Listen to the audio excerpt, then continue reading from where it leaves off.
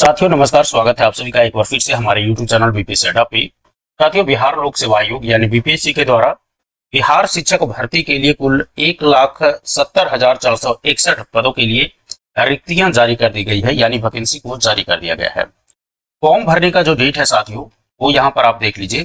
Form भरने का आपको डेट रखा गया है 15/6/2023 से, यानी 15/6/2023 से आपका ऑनलाइन फॉर्म जारी हो जाएगा। यह आप यहाँ से भर सकते हैं। लास्ट जो डेट है, लास्ट अंतिम डेट जो है फॉर्म भरने का, वो रखा गया है 12/7/2023। कुल पदों की संख्या यहाँ पर देख लीजिए 1,70,461 रखा गया है। तो साथियों, ये तो रहा कि फॉर्म भरने का डेट, लेकिन मेन नोटिफिकेशन आप यहाँ पर देख सकते हैं। इसके अलावा आपको कुछ डिस्ट्रिक्ट वाइज आपको दिया हुआ है रिक्तियों की संख्या, इसको आप डाउनलोड करके देख लीजिएगा। बीपीएससी के ऑफिशियल वेबसाइट पर ये आपको मिल जाएगा। अगर आपको चाहिए तो नोटिफिकेशन में बता दीजिए, मैं लिंक में इसको अटैच कर दूंगा। ये है आपको मेन जो नोटिफिकेशन है, जिसको आपको समझना है। खास करके सीटेट अभ्यर्थी जो अपेयरिंग वाले हैं, उनके साथ कहीं ना कहीं इस नोटिफिकेशन में इनजस्टिस हुआ है। कल जो बातें हुई थी प्रेस कॉन्फ्रेंस में, बीपीएससी के चेयरमैन अतुल प्रसाद जी और शिक्षा विभाग के जो सदस्यगण थे, उनके साथ जो प्रेस कॉन्फ्रेंस हुई थी, उसमें बातें यही हुई थी कि जो भी अपेयरिंग कैंडिडेट है, चाहे वो बीएड का हो, सीटेट का हो, या बीएलएड का हो, या डीएलएड का हो, जो भी अपेयरिंग कैंडिडेट है, उनकी कट ऑफ डेट एक रखी गई थी। वो कट ऑफ डेट थी 31/8/2021, यानी 31/8/2023 तक, माफ कीजिएगा 2023।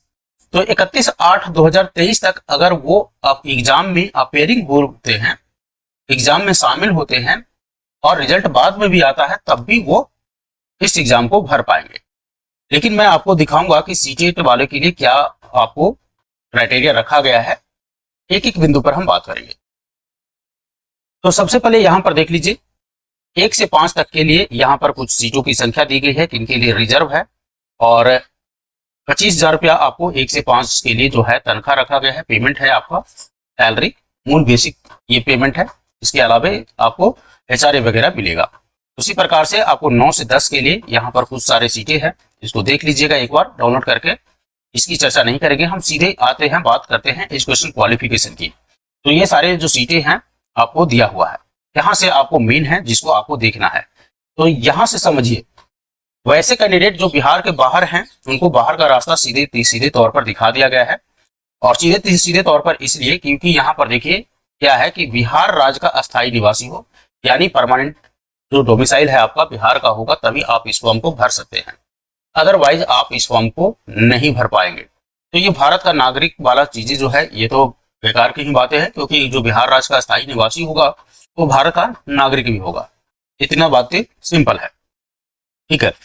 तो ये बात है कि भाई बिहार राज्य का अस्थायी निवासी हो, ये तो एक क्राइटेरिया है। दूसरी क्राइटेरिया आ जाते हैं, आपको एजुकेशन क्वालिफिकेशन आपको क्या चाहिए।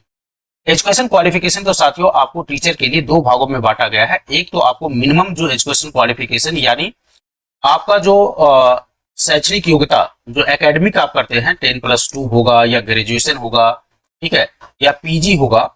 इसके साथ साथ आप बीएलएड करते हैं या डीएलएड करते हैं या बीएड करते हैं। एक तो ये रहा। दूसरा जो है आपका वो हो गया सीटेट और एसटीईटी, ये आपका दूसरा क्राइटेरिया हो गया। तो पहला क्राइटेरिया में यहां पर देखिए, अगर आप न्यूनतम 50% मार्क्स के साथ 10+2 पास है और उसके साथ 2 वर्ष का डिप्लोमा किए हुए हैं शिक्षा शास्त्र में, प्रारंभिक प्राइमरी एलिमेंट्री जो एजुकेशन है उसमें अगर आप किए हुए हैं डिप्लोमा, तब भी आप इस फॉर्म को भर सकते हैं। यहाँ पर आप देखिए, न्यूनतम 45% अंकों के साथ भी अगर आप पास हैं और 2 वर्षों का डिप्लोमा किए गए हों, उसको चाहे कोई भी नाम दिया गया हो, जो राष्ट्रीय अध्यापक शिक्षा परिषद के विनियम अनुसार प्राप्त किया गया हो, तब भी आप इसके फॉर्म को भर सकते हैं। अगर आप मान लेते हैं 2 वर्ष वाला डिप्लोमा नहीं किए हुए हैं और बीएलएड किए हुए हैं, तो बीएलएड वाले कंडीशन में आपको 4 वर्षीय अगर आप बीएलएड है आपको, तो 50% मार्क्स आपको पास है हायर सेकेंडरी में, तब भी इस फॉर्म को आप भर सकते हैं। इसके अलावा यहाँ पर देखिएगा, यानी 2 वर्षीय विशेष जो शिक्षा शास्त्र है, विशेष शिक्षा, वो अगर आप जो बीएड किए हुए हैं, बीएड वाले अभ्यर्थियों के लिए भी आपको मौका दिया हुआ है। तो बीएड वाले को लिए क्या है, आपको 50% अंकों के साथ ग्रेजुएशन होना चाहिए और बीएड अगर आप किए हुए हैं तभी आप इस फॉर्म को भर सकते हैं। तो ये तो एक बेसिक सा क्राइटेरिया है कि आपको क्या क्या क्वालिफिकेशन चाहिए। अब यहाँ पर देखिए जो मेन चीजें है वो क्या है वो समझिएगा। यहाँ पर आपको जो दिया हुआ है एक ब्रिज कोर्स करना पड़ेगा, बीएड वालों को लिए दिया हुआ है खास करके। कहीं 55% अंकों और उसके समकक्ष पोस्ट ग्रेजुएट अगर आप किए हुए हैं और 3 वर्षीय एकीकृत जो बीएड और एमएड किए हुए हैं वो भी, लेकिन उनके लिए क्या है एक ब्रिज कोर्स करना है। खैर ये तो हो जाएगा क्योंकि इनको आपको क्या है बहाली के बाद भी आप कर सकते हैं, उसके लिए आपको पेमेंट किया जाएगा, कोई दिक्कत वाली बात नहीं है। जब आप ब्रिज कोर्स करेंगे तो इसके लिए कोई बड़ी बात नहीं है। अब आइए यहाँ पर, ये तो था आपको एलिमेंट्री वाला जो 1+1 से लेके 5 तक के एजुकेशन क्वालिफिकेशन है। उसी प्रकार से कक्षा जो है आपको 9 से 10, ठीक है, ये हो गया। आपको 9 से 10 के लिए विद्यापक के लिए जो है एजुकेशन क्वालिफिकेशन यहाँ पर दिया हुआ है, ठीक है, कि कौन कौन इस फॉर्म को भर सकता है। मान्यता प्राप्त विश्वविद्यालय से स्नातक होना चाहिए या पीजी होना चाहिए, ठीक है। पीजी के साथ साथ आपको बीएड वगैरह ये होना चाहिए, ठीक है, बीएड होना अनिवार्य है। अब इसमें भी कुछ दिया हुआ है कि कक्षा 9 से 10 के विद्यालय अध्यापक पद पर नियुक्त होने के विषय जो है आपको ये निम्नवत होंगे, जिसमें आपको गणित, ठीक है, स्नातक स्तर पर अगर आप गणित किए हैं तो गणित के साथ साथ आपको भौतिक और इलेक्ट्रॉनिक यानी 2 विषय होना जरूरी है। 9 से 10 वाला में देखिए आपको 2 विषय पढ़ना जरूरी है। गणित के साथ साथ आप फिजिक्स पढ़े हो, इलेक्ट्रॉनिक्स पढ़े हो, कंप्यूटर साइंस पढ़े हो या केमिस्ट्री वगैरह आपको होना जरूरी है। साइंस वाले जो स्टूडेंट हैं उनको आपको बॉटनी यानी प्राणी विज्ञान जो है जंतु जूलॉजी वाले जो हैं जूलॉजी, वनस्पति, बॉटनी और रसायन शास्त्र के विषय में पठित हो या इंजीनियरिंग से स्नातक जिसमें विज्ञान की विशेषज्ञता हो तो ये होनी चाहिए, यानी जूलॉजी है, बॉटनी है और केमिस्ट्री वगैरह उसके साथ साथ होना चाहिए। सोशल साइंस वाले जो स्टूडेंट हैं उसके देखिएगा, उसमें क्या है आपको इतिहास, भूगोल, अर्थशास्त्र और राजनीति शास्त्र में से किसी 2 विषय में, देख रहे हैं, 2 सब्जेक्ट में आपको पास होना चाहिए। इसके अलावा भाषा से संबंधित जो है उनके लिए रखा गया है कि भाषा विषय में के रूप में स्नातक जो है उनका होना चाहिए, लैंग्वेज, चाहे वो हिंदी लिटरेचर हो या इंग्लिश लिटरेचर हो, ठीक है। तो 2 विषय आपको मिनिमम आपको पास करना है। अब आइए बात कर लेते हैं 11 से 12 वाला। तो 11 से 12 वाला में भी उसी प्रकार से आपको यहाँ पर दिया हुआ है बीएड वगैरह होना चाहिए और बीएड के साथ साथ आप अगर बीएसईडी भी किए हुए हैं तभी आप इस फॉर्म को भरने में सक्षम हो पाएंगे। मेन जो यहाँ पर एक लोचा किया गया है ये किया गया है वो यहाँ पर देखिएगा। अच्छा, संगीत शिक्षक के लिए भी यहाँ पर देखिए आप फॉर्म भरने के लिए एलिजिबल हैं, आप फॉर्म भर सकते हैं। संगीत शिक्षक जो है 11 से 12 के विद्यालय के लिए आवश्यक शैक्षणिक योग्यता उनको 50% अंकों के साथ मान्यता प्राप्त विश्वविद्यालय से बोर्ड से होना चाहिए, ठीक है। अब यहाँ पर देखिए मेन चीज जो अटकेगा आपको यहाँ पर अटकेगा, बाकी सब तो ठीक है, फॉर्म भर दीजिएगा। यहाँ पर देखिए जो चर्चा मेन की गई है वो क्या की गई है, प्राथमिक शिक्षक के लिए क्या रखा गया है, सीटेट पेपर 1 होना चाहिए और पीटीईटी पेपर 1 होना चाहिए, ठीक है। ये रखा गया है प्राइमरी के लिए, यानी बीटीईटी का पेपर 1 होना चाहिए या सीटेट पेपर 1 होना चाहिए, ठीक है। दूसरा रखा गया है माध्यमिक विद्यालय के अध्यापकों के लिए स्टेट पेपर 1 होना क्लियर जरूरी है। माध्यमिक विद्यालय जो 9वीं से 10वीं वाले हैं उनके लिए क्या है, स्टेट पेपर 1 क्लियर होना जरूरी है। और तीसरा जो है हायर सेकेंडरी वाले हैं उनको स्टेट पेपर 2 उत्तीर्ण होना जरूरी है। ध्यान दीजिएगा यहाँ जो है आपको क्या बोला गया है कि वर्ष 2012 से पूर्व जो नियोजित शिक्षक हैं उनको दस्ता परीक्षा उत्तीर्ण होंगे के लिए शिक्षक पात्रता परीक्षा अनिवार्य नहीं है, ठीक है। जो भी ऑलरेडी अपॉइंटेड है उनको शिक्षक पात्रता में उत्तीर्ण होना अनिवार्य नहीं है। नोट, अब यहां पर क्या समझना है आपको, ये देखिए कि सीटेट पेपर 1 आपको क्या बोला गया है कि आपको क्वालिफाइड होना है, ठीक है।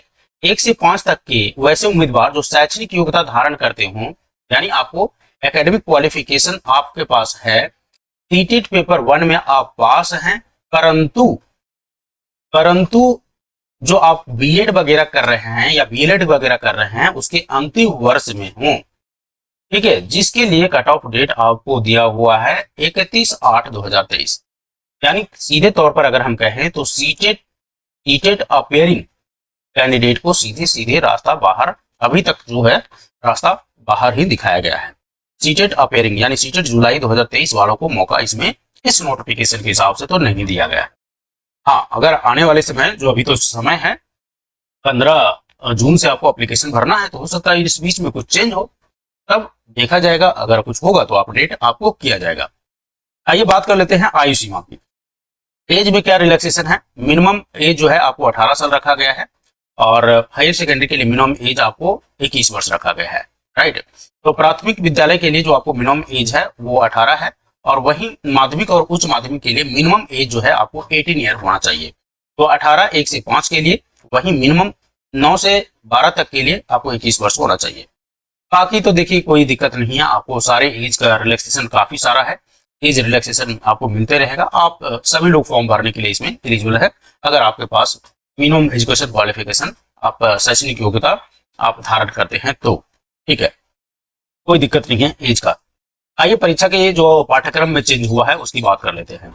यहाँ पर देखिए पाठ्यक्रम में क्या क्या चेंज हुआ है। आपको ऑब्जेक्टिव टाइप का एग्जाम होगा, जिसमें आपको यहाँ पर सबसे पहले समझिएगा भाषा का पेपर, तो खैर इसमें कोई चेंजेस नहीं हुआ, जो हमने पहले बात की थी वही बात है।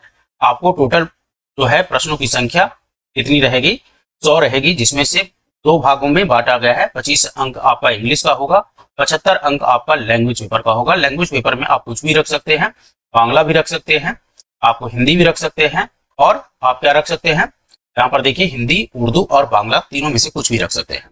ये आपको इसमें 30% अंक लाना है, आपको क्वालिफाइंग नेचर का ये है, ठीक है। इसमें आपको कोई नेगेटिव मार्किंग नहीं है, ध्यान दीजिएगा। पेपर वन में कोई भी नेगेटिव मार्किंग नहीं होगा। ओके, यहां तक क्लियर है। अब आइए बात कर लेते हैं। अच्छा, पेपर 1 जो है सभी के लिए इक्वल है, ठीक है, 1 से लेके 12वीं तक के लिए एक ही बार आपको देना है पेपर 1, बार बार आपको पेपर 1 नहीं देना है। एक बार क्वालिफाई हो गए तो आप सभी पोस्ट के लिए एलिजिबल हैं। अब आप बात कर लेते हैं 1 से 5 के लिए पेपर 2 का। पेपर 2 में पहले 150 प्रश्नों की संख्या पूछे जाने की बात की गई थी, अब आपको 120 में आपको डिवाइड किया गया है 80-40 के रेशियो में, ठीक है। 80-40 के रेशियो में आपको डिवाइड किया गया है, जिसमें कि आपको जो है, ओके, ये जो है 120 आपको 80-40 का जो रेशियो है वो 9 से लेके 12th वाला में है, इसमें नहीं है। इसमें आपको 120 क्वेश्चन ही पूछे जाएंगे और 120 क्वेश्चन में जो है आपको वो क्या है, आपको गणित पूछा जाएगा, मेंटल एबिलिटी पूछा जाएगा, सामान्य जागरूकता, सामान्य विज्ञान, सामाजिक विज्ञान, हिस्ट्री, भूगोल और पर्यावरण, ठीक है।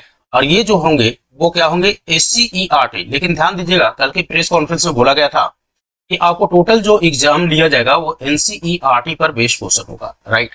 तो ये चीजें ध्यान रखिएगा, आपको SCERT भी पढ़ना है और NCERT भी पढ़ना है, ठीक है, ये दोनों चीजें पढ़ना है। तो फिर से एक बार हम बात कर लेते हैं। एलिमेंट्री यानी 1 से 5 तक के लिए आपको कुल 150 क्वेश्चन, 120 क्वेश्चन और 120 में से 2 घंटे का आपको समय दिया जाएगा। बस इतना ही चीजें बात की गई है यहाँ पर। माध्यमिक के लिए बात करें, यहाँ पर देखिए 80-40 का रेशियो बांटा हुआ है। तो 80-40 का रेशियो है आपको 9वीं से लेकर 12वीं तक वाला में, जिसमें आपको भाग 1 में 80 क्वेश्चन और भाग 2 में 40 क्वेश्चन की बातें की गई है। भाग 1 में आपको क्या रहेगा, भाग 1 में आपको जीके रहेगा, भाग 1 में आपको रहेगा पेपर, आपको जो मेन सब्जेक्ट है वो रहेगा, और भाग 2 में रहेगा आपको जीके ऑब्लिक जीएस होने वाला है। तो यहाँ पर देखिए विषय जो होंगे, एक विषय आपको वो पेपर 1 में होगा और पेपर 2 में आपको जीके जीएस का आपको होने वाला है। ठीक उसी प्रकार से आपको 11th और 12th में होने वाला है। 80-40 का रेशियो है, 80-40 का रेशियो है, भाग 1 भाग 2, पेपर 1 जो आपको मेन सब्जेक्ट का होगा, पेपर 2 जो कि आपको जीके और जीएस का होने वाला है, जिसमें आपको मैथ वगैरह भी पूछा जाएगा। यहाँ पर देख लीजिए, ये सब मैथ, भूगोल, हिस्ट्री वगैरह सारे चीजें पूछा जाएगा। इंटरव्यू की अगर हम बात करते हैं साथियों, तो इंटरव्यू इसमें नहीं है, आपको इंटरव्यू वगैरह नहीं है। मेधा सूची किस प्रकार से बनेगा, मेधा सूची जो मेरिट लिस्ट है, लिखित परीक्षा के परिणाम के आधार पर आयोग जो है सफल अभ्यर्थियों के आवेदन मेधा सूची तैयार करेगा। लिखित परीक्षा के कुल प्राप्तांक समान होने की स्थिति में, उम्र समानता होने की स्थिति में ये सब चीज वरीयता दी जाएगी, लेकिन मेरिट लिस्ट आपके फाइनल एग्जाम के आधार पर ही बनने वाला है, ठीक है। इसके अलावा आप देख सकते हैं अन्य निर्देश भी दिया गया है। कोई अभ्यर्थी इस नियमावली के अंतर्गत अधिकतम 3 बार परीक्षा में भाग ले सकेगा। एक कैंडिडेट मात्र 3 बार ही इस परीक्षा में भाग ले पाएगा। आयोग द्वारा दी गई अनुशंसा नियुक्ति का अधिकार तब तक नहीं प्रदान करेगी जब तक कि यथा आवश्यक प्रमाण पत्रों की जांच वगैरह आपको नहीं कर दी जाती है। ठीक है। तो जब तक आपको अपॉइंटमेंट लेटर नहीं दिया जाएगा, जब तक कि वो पूरी तरीके से सेटिस्फाइड नहीं हो जाता है कि भाई आपका एजुकेशन क्वालिफिकेशन वगैरह सर्टिफिकेट वगैरह सब चीज सही है। ठीक है, ये तो चीजें रहे। आरक्षण वगैरह देख लीजिएगा एक बार। यहाँ पर आपको कुछ कोड दिया हुआ है जो कि आपको एग्जाम भरते समय, फॉर्म भरते समय जरूरत होगा। तो आप अपने कैटेगरी के हिसाब से ये कोड नोट कर लीजिए। अदर के लिए कोड 1 है, SC, ST, EBC, BC, PCL और EWS। ये सब कोड अपने कैटेगरी के हिसाब से नोट कर लीजिए और उस समय आपको फॉर्म के भरने के समय ये कोड पूछेगा कि आप कौन से कोड में आते हैं। ठीक है, अब बात रही आपको सर्टिफिकेट की कि आपको सर्टिफिकेट जो है तो सर्टिफिकेट बनवा लीजिए, क्योंकि सर्टिफिकेट वगैरह जो है आपको जाति प्रमाण पत्र और आपको इसके अलावा डोमिसाइल निवास ये सब बना के रख लीजिए। 15 दिन का समय दिया हुआ है फॉर्म भरने से पहले। ये सब आपको स्कैन करने के आपको लगेगा। क्या क्या आपको सर्टिफिकेट लगने वाला है वो ये यहाँ पर देख लीजिए। मैट्रिक का आपको प्रमाण पत्र जन्म तिथि के लिए आपको चाहिए। विज्ञापन खंडिका के अनुसार जो भी आप क्वालिफिकेशन रखते हैं, आप चाहे 10+2 हो, ग्रेजुएशन हो, PG हो, प्लस BEd हो, CTET पेपर 1 हो, वो सभी आपको चाहिए। ठीक है, क्रीमी लेयर वगैरह जो घोषित करते हैं वो भी चाहिए आपको। पिछड़ा वर्ग जो है OBC, तो OBC को 2 कैटेगरी में बांटा गया है, क्रीमी लेयर और नॉन क्रीमी लेयर। तो नॉन क्रीमी लेयर का सर्टिफिकेट भी आपके पास होना चाहिए। ठीक है, आपके पास डोमिसाइल होना चाहिए। ये सारे सर्टिफिकेट आप जो है फॉर्म भरने समय आपके लिए जरूरी है। एज रिलैक्सेशन के लिए अगर आप दावा कर रहे हैं तो उसके लिए भी SC, ST और OBC का जो सर्टिफिकेट है वो आपको चाहिए। कोई फ्रीडम फाइटर वगैरह है तो उनका भी सर्टिफिकेट वो बन जाना चाहिए फॉर्म भरने के पहले। बाद में आपको कोई इसमें एंटरटेन नहीं किया जाएगा। इसके अलावा आप यहाँ पर देखिए, फोटो पहचान पत्र के लिए आधार कार्ड, हाल का खींचा हुआ 2 फोटो चाहिए। लिखित परीक्षा में भरे डाउनलोड किए आवेदन का कॉपी आपके पास होना चाहिए और एडमिट कार्ड की प्रति चाहिए। ये तो खैर बात की बात है ये, लेकिन फोटो आप वगैरह जो है आप अपना लेटेस्ट करवा लीजिएगा। स्कैन करने के आपको फॉर्म भरते समय चाहिए होगा। ठीक है, आइए बात कर लेते हैं शुल्क कितने लगने वाला है, कितना आपको पेमेंट पे करना पड़ेगा। समान अभ्यर्थियों के लिए 750 रुपया है। ठीक है, आपको यहाँ पर अभ्यर्थियों को प्रत्येक पद के लिए बायोमेट्रिक फीस के रूप में 200 रुपया अलग अलग आरक्षण कोटि बार जो है आपको देना होगा। उसके अलावे आपको यहाँ पर देखिए, समान अभ्यर्थियों के लिए 750 रुपया है। अनुसूचित जाति, अनुसूचित जनजाति के लिए 200 रुपया है। सभी आरक्षित और अनारक्षित वर्ग महिलाओं के लिए 200 रुपया, यानी फीमेल कैंडिडेट के लिए आपको 200 रुपये रखा गया है। ठीक है, अन्य सभी उम्मीदवारों के लिए 750 रुपया।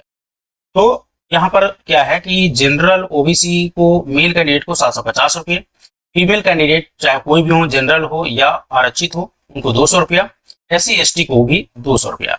ठीक है, यहाँ तक कोई क्लियर, कोई दिक्कत? उसके अलावा यहाँ पर देखिएगा, वैसे अभ्यर्थी जिनके द्वारा ऑनलाइन आवेदन पहचान पत्र के रूप में आधार संख्या दिया गया है, अंकित किया जाता है, उन्हें बायोमेट्रिक फीस के रूप में 200 रुपये अतिरिक्त शुल्क भुगतान नहीं करना होगा। इसका क्या मतलब है? वैसे अभ्यर्थी जिनके द्वारा ऑनलाइन आवेदन में पहचान पत्र के रूप में आधार संख्या अंकित, ओके ठीक है, तो मतलब अगर आप आधार नहीं देते हैं तो उनके लिए आपको अलग से आपको 200 रुपया देना पड़ेगा बायोमेट्रिक के लिए। अगर आप आधार दे देते हैं तब आपको 200 रुपया देने की आवश्यकता नहीं है।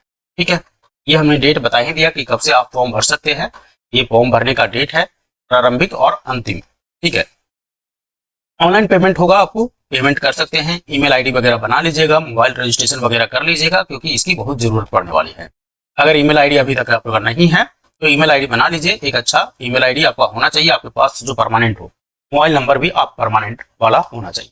तो ये सारी चीजें थी। अगर आपको इसमें कोई कंफ्यूजन लगता है, कोई भी दिक्कत आती है तो आप कमेंट सेक्शन में लिख के बताइएगा, हम उसकी क्लियर करने की कोशिश करेंगे।